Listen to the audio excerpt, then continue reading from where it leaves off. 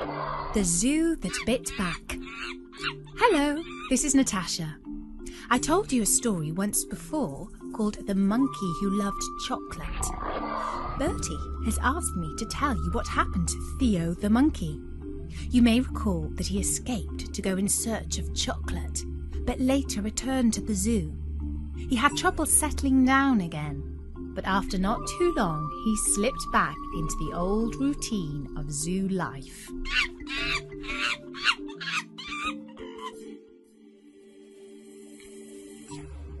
Life in the zoo was not as exciting as on the outside, but it had its attractions. The daily menus catered for everyone's tastes. Some liked berries, others liked bananas. Some hungered for steak, others for fresh termites. The food just turned up every day, and nobody had to hunt or gather. The animals didn't even have to tidy up their own cages or make their beds with fresh straw. The keepers did all that for them. The keeper of the monkey's cage was called Mr. Hartley. He was a sweet man, and if the truth be told, a bit of a softy. Anything the monkey screeched for, he provided, almost always. The chief monkey, whose name was Bozo, wanted a television so that he could watch Animal Planet. At first, Mr. Hartley could not understand what he was squawking on about, but he saw that Bozo was pointing to the video screen that displayed important information for the visitors. He tried turning it off, but that agitated Bozo even more. Then he twigged what was in the monkey's mind, and he went out and bought the latest flat-panel TV and put it in the window of his office where Bozo and his followers could watch it. But such a life of luxury could not go on forever. And it didn't. After Theo's famous escape and his chocolate-crazed escapade, the zoo was noticed in high places. The local newspaper ran a headline that read, "Slack security at the zoo," and a local politician ran for election under the slogan, "Time to get tough on the animals." Pressure mounted for change. The head zookeeper lost his job. The new zoo boss was a man of very different ilk. His name was Mr. Shingles, and he held old-fashioned views about how animals should be kept. He didn't believe in trendy modern zoology. He thought that pandering to animals' every demand just encouraged them to laze and loaf around. He knew that his views were out of step with modern thinking, and he felt bitter because he had risen slowly through the ranks of the zoo service. But now the town's mayor had recognised his talents. His day had come.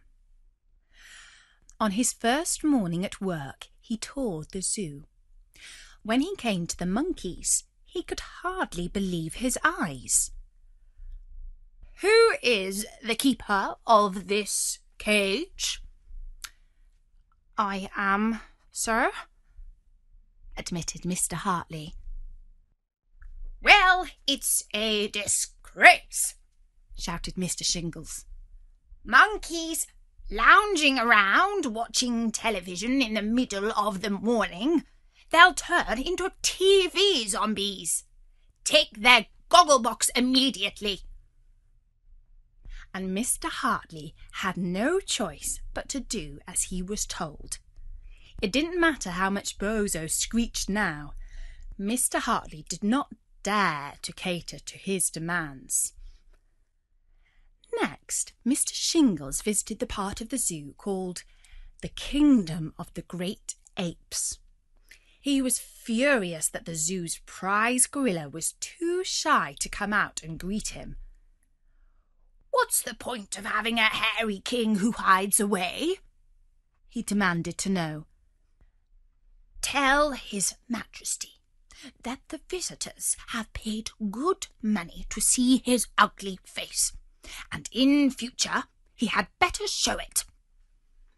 And as he continued on his tour, he had plenty more to note about the animals, and none of it was good. The lion was asleep. The koalas were hanging around in one big daze. The stick insects were all but invisible. The bears were hiding in their lairs. The penguins were pushing and shoving at feeding time. The hippos were letting off great gusts of wind, and the baboons were showing their bottoms to the visitors. He gathered the keepers round and delivered this message. There are far too many scroungers, layabouts, and freeloaders in this zoo.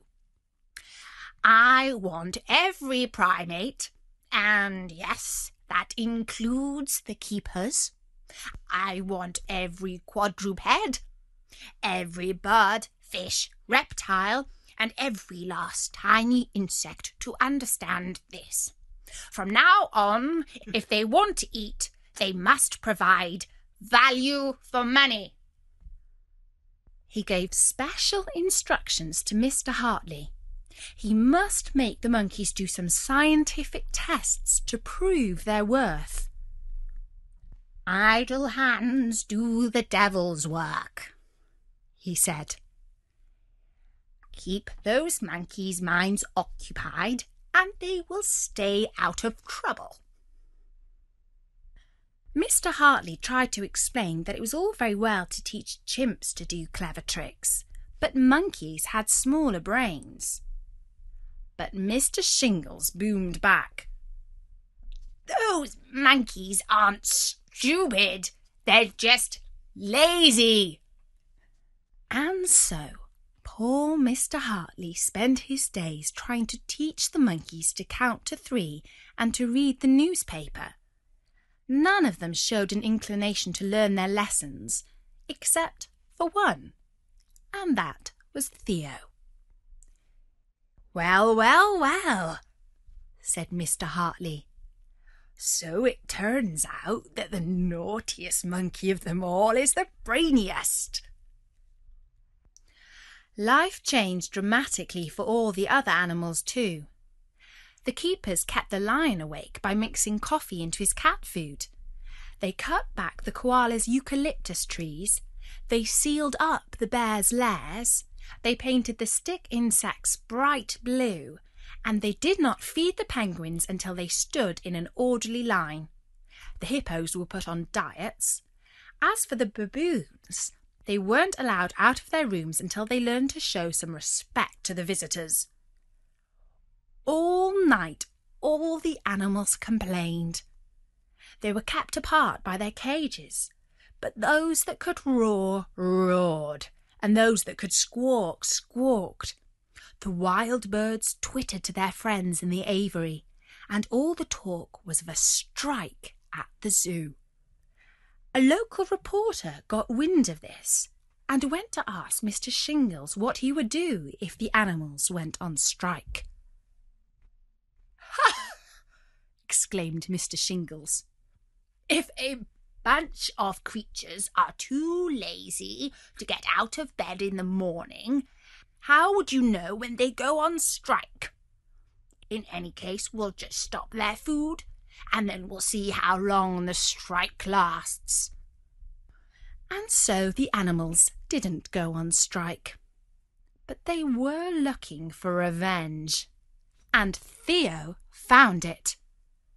One day, kind Mr. Hartley was sweeping up the peach stones and banana skins off the floor of the cage. Theo noticed that he had left his key in the door. He swung by and grabbed it, before whisking it off to hide in a high branch of his favourite tree. As Mr. Hartley left the cage, he noticed that he had lost his key, but he didn't dare tell anyone about it because he was afraid of losing his job. Instead, he took the spare set of keys from his desk. "After all," he said to himself, "what harm can come of it? It's not as if monkeys know how to turn keys in locks." But Theo did. And that night he opened the door and loped over to the head keeper's office. Mr. Shingle's light was still on. He was working late, writing to all the keepers to tell them how much their wages would be cut. But he had left a window open at the back, and Theo crept in and hid inside a cupboard until Mr. Shingles left for the night. The keys to all the cages were hanging on the walls. Each one had a label on its ring. Theo spelt out lion and bear and hippo. He was thankful to Mr. Hartley for teaching him to read. Then he scampered around the cages, opening all the doors. First, he let out the monkeys and the apes. He told them to make as much noise as possible to wake everyone else up. The king gorilla made a quiet but dignified speech, appealing to the larger animals not to eat anyone, and to be careful not to tread on any of the insects. None of the animals left the zoo altogether. They just fluttered, plodded, galloped, swung and crawled all over the public areas of the zoo. Some of them tried the sandwiches in the cafe, but they soon realised that their own food was far better than what the visitors were served. Others munched the leaves on the trees and nibbled the grass on the square. An elephant wandered into Mr. Shingle's office. There wasn't much left of it after that. In the morning, the giraffe's keeper, a lady called Molly, was the first to arrive at work. When she saw the animals wandering around, she immediately went back to her car and called up the local TV station. Then she called Mr. Shingles. Good morning, sir. The animals have escaped. Which animals? He asked. All of them? As Mr. Shingles raced into work, he heard the news on the car radio. None of it was good. He heard his own name. They called him the tough man at the top, and left it in no doubt that the fault of the fiasco lay with him. When he arrived, Mr. Shingles brushed past the cameras and reporters and went into the zoo. He knew that it was very dangerous to be walking among the animals, but he almost did not care if he lost his life. His whole reputation was in ruins. Then a remarkable thing happened. A monkey came up to him and offered him his paw. Mr. Shingles took Theo by the paw and gently shook it. Then the animals started to return to their cages. You see, they didn't really want to escape. They just wanted better terms and conditions. Theo turned over a rock and showed Mr. Shingles the keys from his office. But he decided to keep the key to his own cage, the one he had stolen from Mr. Hartley, because nobody else knew that it was missing. Mr. Shingles went back outside the zoo to meet the reporters. Yes, there has been a minor incident, but now all the animals have returned to their cages, he told them.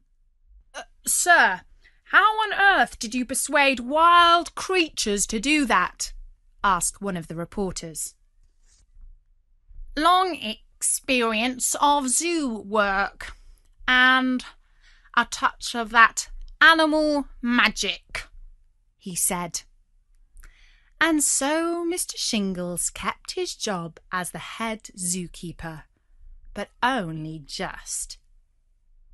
He had learned to respect Theo the monkey, and he swore to get his revenge. And that was the story of the zoo that bit back.